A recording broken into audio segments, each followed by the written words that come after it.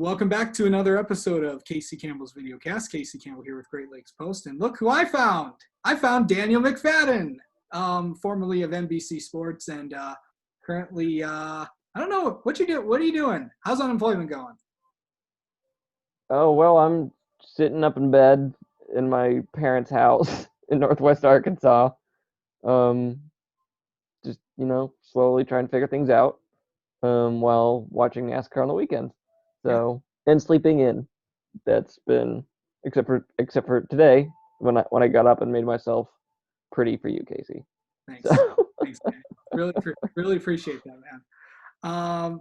Seriously, really do. So I think when we look back at the Roval, what a crazy race that was. Drivers racing in the rain and all that. What was that like? And have you ever seen anything like that before? Oh yeah, we've all seen something like that. Mid Ohio, like 4 years ago. Was it 2016? So that Saturday was crazier than that because they were driving through like mini lakes. They should have named some of those lakes, like Lake Almendinger, Lake Briscoe. Um, though I had fun with it. I know there's people talking about they should have called it blah blah blah. It's like, well, was there lightning in the area? Because otherwise, just keep going. So, it was a learning experience for every single driver. And then you could say the same thing the next day for drivers who probably never raced on wet tires in their lives. So, it was a very entertaining weekend. I wish there had been more rain on Sunday, but regardless of that, I thought it was a great. I thought Sunday was actually the best roval race of the three so far. It didn't have an incredible ending like the first two or whatever, but from beginning to end, I thought uh, it was very entertaining. There was a lot going on, and no one was safe. Yeah. So we're heading into, before I know we're heading to Kansas this week, but before I kind of want to get into that, there's someone that notable that very did not make it. Of course, I'm talking about Kyle Busch. What do you think is going on with him this year? And what's been Who's Kyle? exactly, exactly. In all seriousness, what do you think's going on with him? What's been the biggest difference with that team besides obviously him not winning? I think it's just even the best of drivers have really really awful gears. Think about for Dale Earnhardt Sr. 1992, the year in between he won two titles. So 1991 he wins a title. 92 he only wins one race, the Coke 600, and he just was not a factor that season. And that people consider that one of the greatest seasons in NASCAR history. Wasn't a factor. Um, every great drivers have bad years, and you factor in COVID and not having practice and qualifying. And I'm pretty sure he said like he needs that, and he hasn't got it. Um, and he's had good cars at times and good runs that just fell apart at the end. So, like he probably could have won the night race on the Daytona Oval, and then Tyler Reddick went and ruined that. So, he's not Kyle Busch as good as he is. He's not invincible. So you're gonna have off years, and Kyle Busch has been around for a while. He's been around since what, '05, I think, was his rookie Yeah, year. yeah, 05. So at some point you're gonna come back down to earth. Um, it'll just be interesting to see what you can do. He can do next year when largely outside of um, what they've said, the big races, Daytona, Coke 600, I guess Phoenix. I don't know why they didn't include Southern 500 in it from everything I heard and read. And the new races, they're not going to have practice and qualifying, so it'll see interesting to see, does this carry over into 2021. So yeah, it's just an off year, and it happens to the best of everyone. Yeah. So I got to get your take on, with everything going on in silly season right now. Obviously, I think with some of the big moves last week was obviously Alex Bowman going, not really a big move, but he goes to the 48 and taking over for obviously Jimmy Johnson. And then the other one is Matt DiBenedetto staying at the Wood Brothers. Obviously, there's been a lot more, with the Michael Jordan team with Bubba, and then obviously with the Trackhouse team with Suarez. Overall, is silly season going how you think it's going? Um, I guess maybe. I wasn't expecting Suarez to go to that um the new team Trackhouse because I wouldn't want to go to two brand new full time teams 2 years in a row.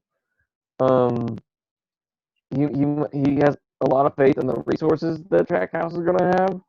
They're going to be on an RCR alliance, which might be probably is more than what he had with Gaunt Brothers and Toyota. But still, it's a first year full time team, and he's going to be 4 years in a row with a new team, and you don't know what's going on with other teams like JTG Daughtery, Front Row, or whatever. So that might have been his best bet, um, but it's just I feel bad for Daniel. So for Suarez because he has not had the cup experience that he deserved after getting thrown in at the last minute to replace Carl Edwards, and I think in his second year he had a new crew chief on that car, and then you go over to the 41 at Stuart Haas, new team, everything, and then you do it again with Gaunt Brothers Racing. So he's not gotten the fair shake that a Xfinity Series champion like him deserves. And that's really then you throw in the whole Michael Jordan and Denny Hamlin thing, which just started out as this like far off the wall rumor. Apparently, it's actually inspired them to do it, which is just bizarre. Um, but other than that, but you still got all these little question marks about okay, what's Hendrick gonna do with its fourth car now? What Eric Jones, Ty Dillon. Um, so I think there's going to be like some crazy thing, maybe not crazy, but mildly uh, odd that'll happen.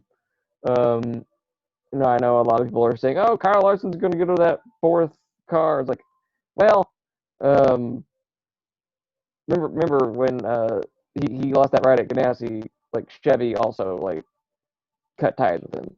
So we'll see. Um, but yeah, there's still nothing's official until it's announced. Yeah. That's my view on everything. Do you see Kyle Larson back in the Cup Series next year? Um, I mean, there's lots of momentum for it. He published that essay a couple weekends ago during the or yeah, right the day of the Talladega race. Yeah. Um, I I mean, there's only two real places you could see him landing, which again, there's Hendrick or possibly the 14 at Stuart Haas, but I really think that's going to be Chase Briscoe. Um, so, but again, nothing's official until it's official. But there's so many sponsors and things. Larson doesn't have any sponsors with him, so he'd have to be going to a team where they'd be willing to put their owner's company on it, like Stuart Haas or Hendrick. So, um, yeah, it's a coin flip, but my gut is to say maybe not.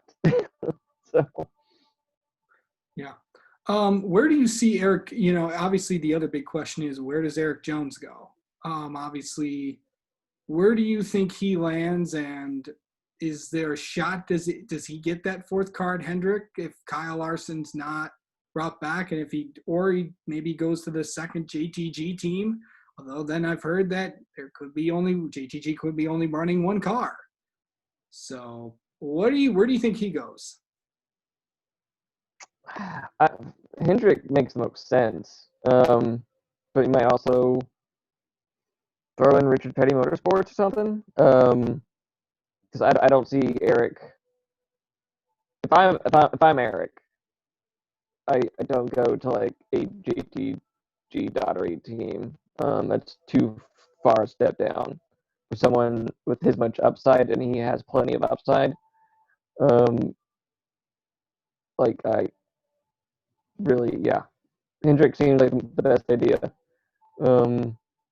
Yeah, I know. I just said I think Chase Briscoe's going to the 14, but like there's too many. There are too many drivers out there that to say anything's a lock. But if anything, I think you put Eric Jones in that Hendrick fourth car. Yeah. So we're heading to Kansas this weekend. Of course, it's the start of the round of 8.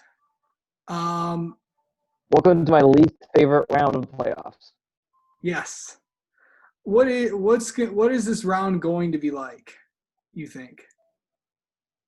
Not as interesting as the previous round or the round before that, or any 3-race stretch of the season,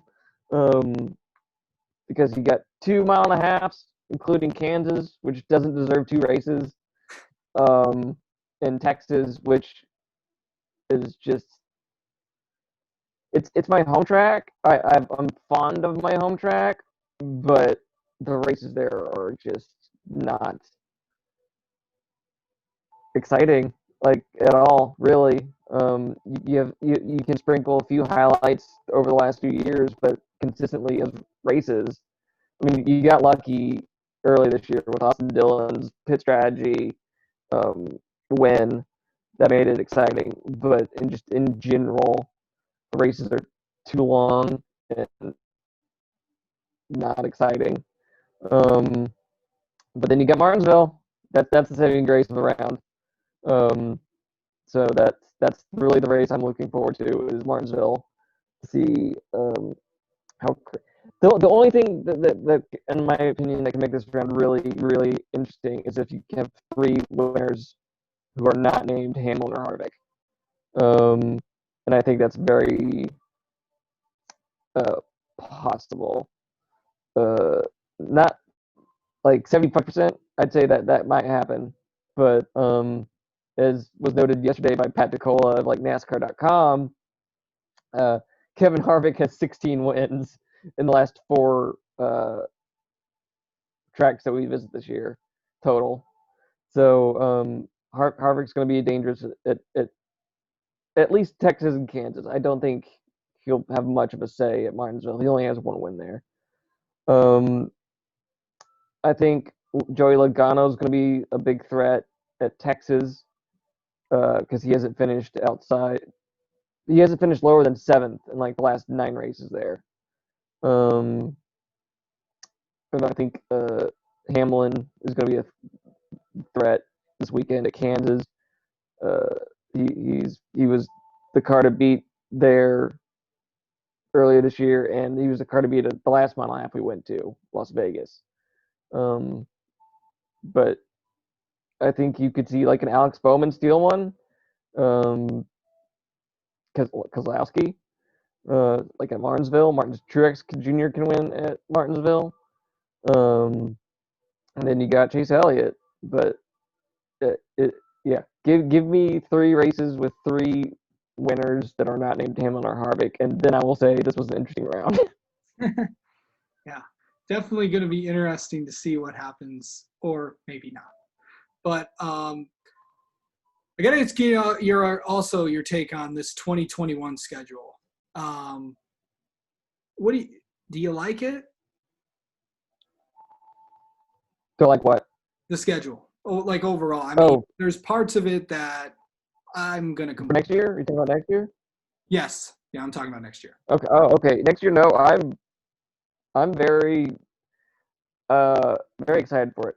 Really, like the only thing about the schedule I'm disappointed in is that the playoffs didn't change again. Um, I think the playoffs should change every year.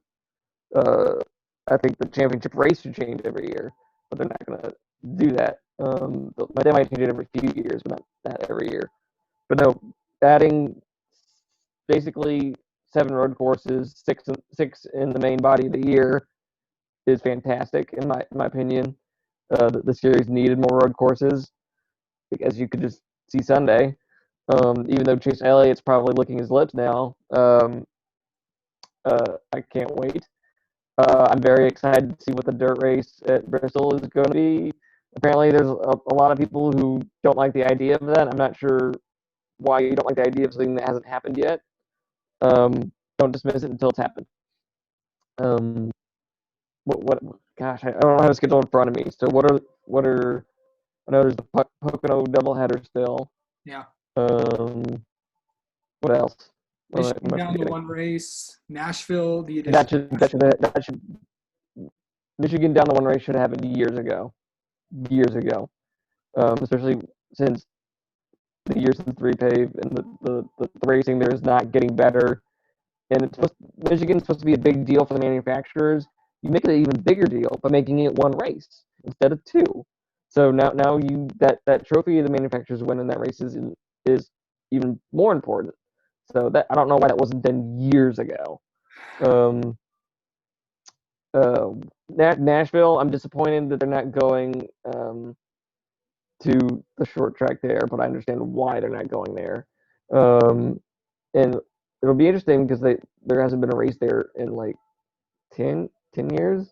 So it's very weird because it feels like, oh man, there's fewer mile-and-a-half races, but then you're like adding Nashville's like, oh, they added one. So that kind of takes off um, the luster of it. I'm glad Texas only has one points race now. I I think it's silly that the All-Star race is going to be there because, like as I've said, the racing at Kansas is not, the racing at Texas is not enticing like on any level unless they do something very interesting to the format, like running on the Legends track on the infield. Um, so I think there's a lot to be excited for the 2021 season, and I can't. Yeah, I'm just very Darlington getting 2 races, Atlanta getting 2 races. I'm glad Darlington's getting the lower downforce package because I think that's going to benefit it greatly. And hopefully it'll look a lot like the Xfinity races at Darlington the last couple of years, or specifically this year. The end of those races were incredible. So yeah, lots. The pros heavily outweigh the cons of the 2021 season. Yeah. All right, Daniel McFadin, thank you so much. Let's have you on again because you're always an interesting have an interesting perspective on this sport. So thank you, buddy, and we'll talk to you maybe, I don't know, maybe in a few weeks.